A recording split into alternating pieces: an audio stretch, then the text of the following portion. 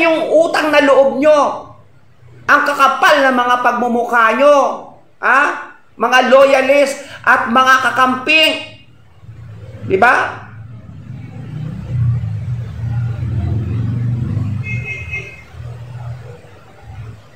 Nakakahiya kayo. Nakakasulasok. Nakakasulasok yung pagkatao nyo. Ha? Gusto nyo to, diba? Laitan? Oh. Sino tunay na kalait-lait kayo? Hindi. Mali ka.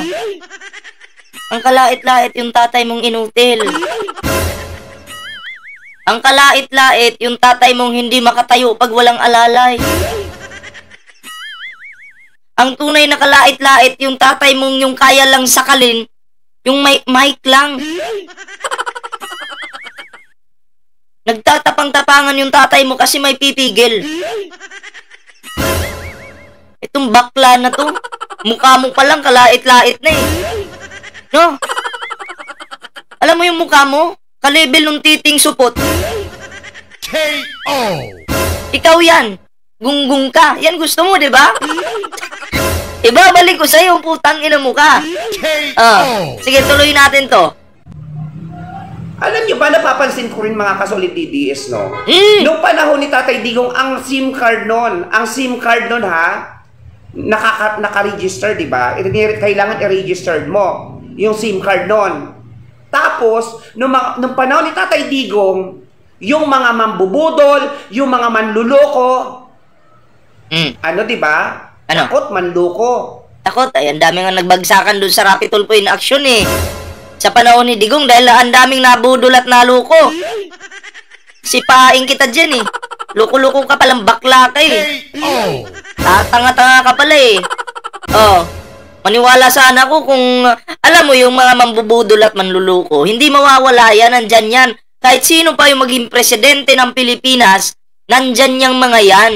Hindi na mawawala yan. Eh, wag mong sabihin sa panahon ni Digong wala nang luko. Ha? Eh, ka-fake news na yan. Tangina, sampaling kita harap-harapan eh. Gago ka pala eh. Ilang buwan makakalaya, di ba? Di ba? Nung paano ni Tatay Digong walang ganyan. Tatay. Di ba? Ano? Ano, may sasabihin ka pa? Wala na. Sige, bumanat ka lang. Ano kayo, no?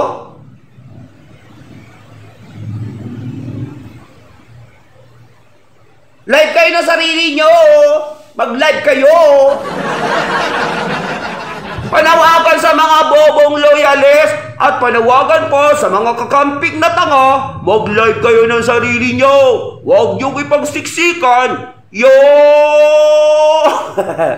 Ano? Utang ina, lutang. Bobo. Huwag ipagsiksikan yung hindi masabi kung ano. Laruhin mo. Eh, napapaghalata tuloy na itong mga DD sheets na ito. Mga wala talaga, walang mga utak eh. No?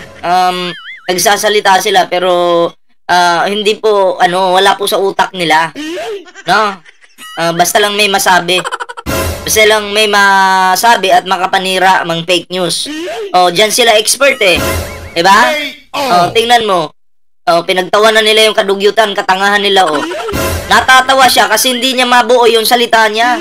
Ano yung dugtungan mo? Tatanga-tanga ka. Oh. Diba? Anong diba? Nakakahiya kayo. Oh, nakakahiya talaga kayo. Pati yung mukha mo oh. Ha? Itong bakla na to talaga. Magkano ba kasi? Nagtatanong ako magkano ba? Baka sa TikTok po kasi ito naggagawa ng video nagla-live eh. Nag-aantay ng thank you for the rose, thank you for the rose. Utang ina mo. Nagtsatsaga ka dyan. Ha? Palamunin ka nga, talagang animal ka. Tuloy pa natin. Makakaasa po kayo bilang isang DDS. Handa ako kung ano man ang mangyayari sa buhay ko. Tandaan nyo yan. Utang ina mo. Ang dali mong sabihin yan. Pero pag nangyari na, anong mangyayari? Wag po! Wag po! Maawa po kayo! Hindi ko po talaga sinusuportahan ng dugyot naming tatay! Maawa naman po kayo! Alam mo, yung mga ganun salita na kahit anong mangyari sa akin, walang problema. Katangahan yan. Problema yan, tanga. Huwag kang magtapang-tapangan dyan. Eto sasabihin ko rin sa inyo sasabihin ko ba na kahit anong mangyari sa buhay ko, walang problema? Hindi po. Problema yan. O halimbawa, may mga hahabol sa akin. Tatargetin ako. Problema yan. Hindi ko pwedeng sabihin na walang problema. Problema yan at gagawin ko ng diskarte na masolve yung problema na yan. Huwag nyo sasabihin, walang problema kahit anong mangyari sa akin. Katarantaduhan yan. Alam mo, ang bawat individual sa atin, mahal natin yung buhay natin. Huwag mong sasabihin, hindi problema yan. Tanga ka pala Diba? Oo, nasasabi nyo yan sa mga live ninyo. Pero papaano pag mangyari sa totoong buhay? Mangyari sa inyo yan. Sa totoong buhay. Wala Alam nyo, kaya ginagawa nila yan, para humanga kuno kayo. Para sabihin, ay salamat, tapat na tapat ka kay Tatay Dugong. Yan yung mga diskarte ng mga dalawa ng mga boboy ng mga manggagamit kasi gusto kayong gamitin, papabilibin muna kayo. Diskarte yan ng mga tangang katulad nito. Real talk lang tayo dito At yun naman talaga yung reality. Hindi po pwedeng sabihin natin, ay walang problema. Hindi pwede yun. Walang problema, papatayin ka na, wala pang problema. Problema yun, malaking problema yun. Diba? Adyakan kita dyan Yung abnormal. Ngayon naman, napunta naman sila sa bangag. Bagamat po ang mga loyalists ay sinong abnormal ngayon? Sinabi na nga ni Digong na wala si PBBM sa listahan. Pero pinipilit nyo pa rin na bangag ang Pangulo. Sino yung bangag ngayon? Di ba kayo? Di ba? Kayo yung bangag? Kayo yung tanga? Kayo yung inutel? Kayo yung kumakain ng pulburon? Kayo yung kumakain ng itlog at titi? Ewan ko, may pumapatol yata sa pangit na baklang to. Bakla mo, pangit-pangit mong animal ka. Ang ina mo ka. Mukha kang, titing hindi pa natuli. K.O. Kaya ang ang tawag sa inyo, Mga bobo! yan iisa lang po yung doong nananalaytay sa atin. Sana po magkaisa na lang po tayo, PBBM. tarantado. Sana daw magkaisa. Magkaisa na lang po tayo, PBBM. Tahimik na si PBBM. Kayo yung hindi nakikipagkaisa. Kayo yung naninira. At yung amo mo. Ano bang ginawa ng Pangulo? Nagsalita ba ng masama patungkol sa mga putang ina mong sinusuportahan? Ganon. Mga loyalist at mga kakampi, di ba? Hindi yung alam nyo ng bangag, alam nyo nung nag-aadik, alam nyo nagpupulbor, sinusuportahan nyo pa. Putang, hindi nyo pwedeng kontrolin yung mga Pilipino. Bakit ba kasi gusto nyong kunin yung atensyon ng mga kakamping, yung atensyon ng mga PBBM supporter? Gusto nyong kunin, gusto nyong mapasa inyo. Ayaw nga namin sa mga bababahong putang inan nyo. Ang papangit nyo. Diba? Ang dudugyot nyo. Ayaw namin sa inyo, itaga nyo yan kay Bato. K.O. Ang pangit nyo na nga ayaw nga namin gusto nga namin dito sa Pangulo. Bakit tarang gusto nyo sabihin, bumitaw na kayo dyan. Dito na kayo sa amin. Tangina, maligo muna kayo. Wala kang ligo, putang ina mo ka. Inutil kang bakla ka. bilang isang kabataan po, lahat po ng mga kanayon nyo, mga kaibigan nyo, na ngayon po ay hindi pa po alam ang gagawin nila, kung hindi pa po nila alam kung ano po talaga ang tama. At ikaw yung may tama. Kayo yung may tama. Nagsasalita dyan, may tama. Itong nasa gilid ko na to, may tama yan. Pagkatapos mag-live yan mamaya, manlalalaki na yan. Ewan ko, ba't may pumapatol sa pangit na yan eh. Hindi, personalan to. Pangit naman talaga yan eh. Tingnan nyo yung mukha niya, no? Ang ina, mukhang supot na titi. Natin iboboto yan. Alam nyo ba guys, alam nyo ba kapwa ko DDS, no? At alam nyo ba kakamping at mga BBM supporter, mga loyalist supporter, alam nyo po ba, para sa akin Anong loyalist supporter? Supporter ng loyalist? Pagkabobo nga naman talaga. Bobo. Sabihin mo BBM loyalist. Anong loyalist supporter? Tanga-tanga. Wala na sa ayos yung mga sinasabi. po ng paunti-unti. Bagamat hindi pa man po ito ang totoo, hindi pa man po ito yung totoo, kasi gusto ko po yung talagang haharap po sa maraming tao. Isisigaw ko sa buong Pilipinas, nasa harapan ng maraming tao. Ano? Na mahal ko ang bansa ko. Ang putang ina mo ka. Feeling mo naman nagmamahal ka sa bansa. Huwag mong sabihin ikaw lang yung nagmamahal dito sa bansa. Kasi kung mahal mo yung bansa, hindi mo susuportahan yung mamamatay tao. Pero wala akong sinasabing kumalas ka sa kanila. Diyan ka na lang. Hindi namin kailangan na itong grupo namin dito sa kabila imahaluan ng mga insektong katulad nyo. Ampante na kami dito eh. Okay na kami. Diba? Sinasabi ko lang na hindi lang ikaw yung nagmamahal sa bansa. Kasi kung pag didikitin tayo, layo mo eh. Kami, hindi kami sumusuporta sa mamamatay tao. May batas tayo. Walang penalty dito sa bansa natin. Bawal pumatay. Okay? Pero bakit pumapatay? Paano pag yung nanay mo yung patayin ko? Halimbawa lang, pulis ako. Panahon ni Digong ay ako'y inuutusan. At patayin ko yung nanay mo. Patayin ko yung tatay mo. Wag mong sabihin, kakampihan mo pa si Dugong.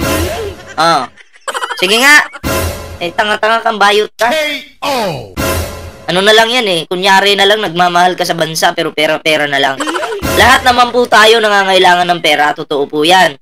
Pero tingnan natin yung tama at mali. Sino yung nasa tama at sino yung may mali. Yan po yung tingnan natin. Huwag magtanga-tangahan sa buhay, di ba? Yung iba tatanga-tanga na eh.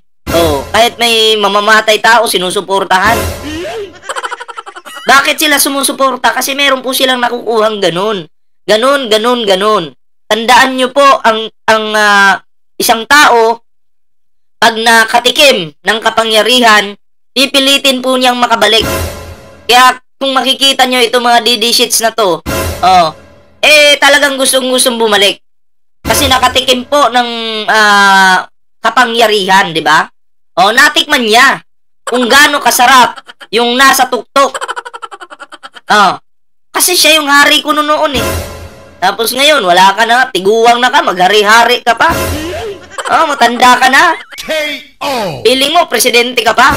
Ba, tandaan nyo, may hangganan nyo lahat. Kabahan kayo dun. Naku po. Si Digong, walang girit. Ano palagay mo naman sa akin tulad mo, na isang hunyango, Natatawa talaga ako dito kay Google. Parang alam mo Google, natatandaan kita. Wala akong pakialam sa pinaglalaban mo. Wala akong pakialam kung ano man ang sinasabi mo dyan, Google. Ay, di tumawa ka? Diba? Nakakatawa talaga to si Google, no? Oo. Google! Maluwag pa yung ano ko, yung basurahan ko. Oh, wait lang, Google, Tapos, yung labas mo ulit yung ibang account mo, Google. O, yan. Sama ka doon, sa mga kapwa mo. Ito yung katulad nitong bakla na to. Ito yung nababayaran lang ng barya. Kasi marami po sila eh. Kasi kung mapapansin nyo, kami, mga vlogger, sinasabihan ng mga kabila na bayaran daw kami. Pero hindi nila mapatunayan na ang sinusuportahan namin nagbabayad or kung may binabayad ba sa amin, nasan yung mga resibo, di ba? Hindi nila mapatunayan yun. Puro lang sila salita. Wala namang mga ebidensya. Pero sila, diyan pa lang sa Quadcom, no? May napatunayan na ang kanilang, eto si Sara Duterte, nagbibigay ng sobre. Diba? Mahilig pong magbigay ng sobre. Naimbestigahan na, hindi lang isang tao. O DepEd official, meron din. Diba? May mga vlogger pa. Diba? So, alam nyo, lahat ng binabato nyo dito sa kabila, babalik yan sa inyo eh. Kasi sa amin, kahit sabihin nyo pang bayaran kami, wala namang kaming pake. Kasi unang-una, wala namang kaming natatanggap. Hindi kami guilty. O tingnan mo si Digong, dahil sa pagiging guilty niya, mananapok ng kagabi. O kala naman niya, kaya niya. Alam nyo, yung taong hindi guilty, kahit ano pang sabihin mo sa kanya, wala lang yan. Baliwala. Wale. Diba? Kumbaga, ignore. Ini-ignore lang ng iba yan. Duterte, pumapatay ng tao. Talaga, ba't buhay ka? Ba't nakakapag-comment ka? Nonsense. Kabubuhan na naman. Alam mo yung ganyang klaseng utak, wala talaga. Totoo naman inaamin nga ni Digong na pumapatay siya tapos sasabihin mo ba't buhay ka? Oo. O ano yan, idol mo talaga si Digong, ginagaya mo. Huwag na tayo magtanga-tangahan dito, huwag magbubububuhan, di ba? Oo. Gamitin yung utak, paganahin yung utak. Pag sinabing pumapatay si Digong ng tao, totoo naman talaga. Wag mo nang gawing joke yung mga ganyan. Kasi alam nyo, kayo din yung mapapahiya dyan. Ay, ibig sabihin ngayon, dahil hindi siya namatay, sasabihin mo, hindi naman mamamatay tao si Digong kasi buhay pa yung mga iba dyan. Ganun ba? Tarantado kang bakla ka, palamunin ka lang ng barya. Dog food. Kahit anong pang pagtatanggol nyo sa mga mababahong tao, no? Hindi na wala nang ano yan, wala nang kwenta yan. Pansin mo, ikaw ngayon, habang nagtatanggol ka, nahihirapan ka. Kasi ang hirap pong ipagtanggol ng mga taong sinungaling. Diba? Napakahirap. Yan yung totoo dyan. Duterte lang ang sakalam. Yes! Duterte ang sakalam pagdating sa kabubuhan, pagiging tanga, pagiging pangungurakot. Diba? Duterte yung sakalam pagdating sa panunuhol. Duterte yung sakalam. Pagdating sa pag-iwas sa bagyo, baha, Duterte yung sakalam. Diba? Sa pagiging walang silbi, Duterte yung sakalam. Yan po yan.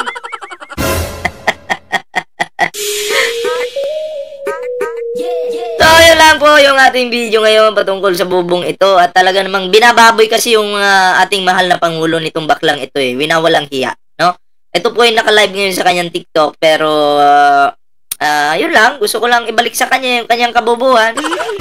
Pero, ingat-ingat ka bakla. Baka mamaya, bigla kang bumaliktad. Anak ko, hindi pa naman kami tumatanggap ng ng mga mababahong katulad mo. So, ayun lang guys, at huwag kalimutang i-share yung ating video ngayon. Meron po tayong dito. Palain mo kanina, unang pagpasok ko dito sa live niya, minura-mura po si PBBM. Diba? Minura-mura ng inkantong ito. Diba?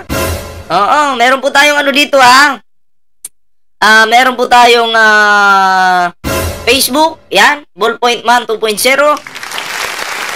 At huwag niyong kalimutang mag-like, share, at subscribe sa ating video na to. At salamat po sa mga bago nating subscriber dyan. Yan. So ayan guys, hanggang dito lang muna yung ating video. Ingat-ingat po palagi. Bye-bye!